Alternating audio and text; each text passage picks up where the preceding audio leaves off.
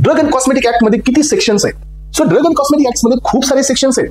मग drug and cosmetic act मध्ये किती चॅप्टर्स आहेत? तर parents, drug and cosmetic act हा मेनली 5 डिफरंट सेक्शन मध्ये डिवाइड करण्यात आलेला आहे. सो यामध्ये टोटल असे 6 आहेत, बट मेनली 5 सेक्शन्स देण्यात आलेले आहेत. यामध्ये पहिला चॅप्टर आहे चॅप्टर नंबर 1. हा ड्रग अँड कॉस्मेटिक ऍक्ट मध्ये सर्व इंट्रोडक्टरी पार्टला कव्हर करतो, इन्क्लुडिंग द डेफिनेशन्स. हे सगळे डेफिनेशन्स वगैरे या इंट्रोडक्टरी पार्ट मध्ये येतात. That is chapter number 1.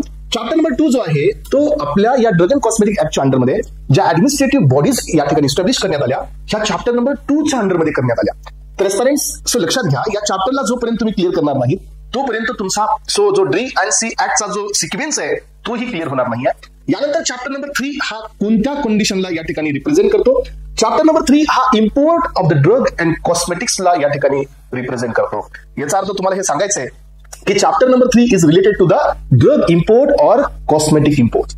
Drug और कॉस्मेटिक्सचा जो इम्पोर्ट असतो ही रिलेशन चॅप्टर नंबर 3 मध्ये देण्यात आलेला आहे. चॅप्टर नंबर 4 हा काय इंडिकेट करतोय फ्रेंड्स? चॅप्टर नंबर 4 हा इंडिकेट करतो ड्रग मॅन्युफॅक्चरिंग, डिस्ट्रीब्युशन और selling of drug and cosmetics. So cosmetics हे वेगळा पार्ट आहे, ड्रग हा वेगळा पार्ट आहे, पण दोघांना आपण इथे एकत्र दिलंय. कॉस्मेटिक्स आणि ड्रग यांचं मॅन्युफॅक्चरिंग असेल, डिस्ट्रीब्युशन असेल किंवा सेलिंग असेल, या सगळ्या पॉईंटला रेग्युलेट करण्यासाठी आपल्याकडे चॅप्टर नंबर 4 आहे.